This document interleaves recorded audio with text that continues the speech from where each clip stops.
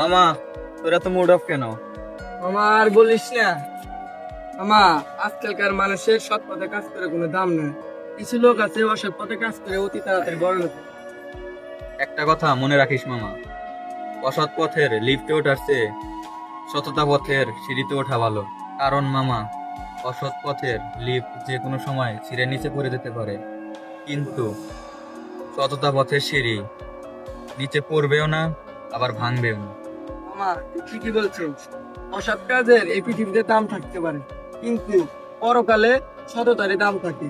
চলো মামা, এখন বাসায় যাই। চলো। এই ভিডিও থেকে আমরা এটাই বোঝাতে চেয়েছি যে আপনারা সৎভাবে ইনকাম করুন, সৎভাবে বাঁচুন। এ পৃথিবীতে দাম না থাকলেও পরকালে ঠিকই দাম থাকবে।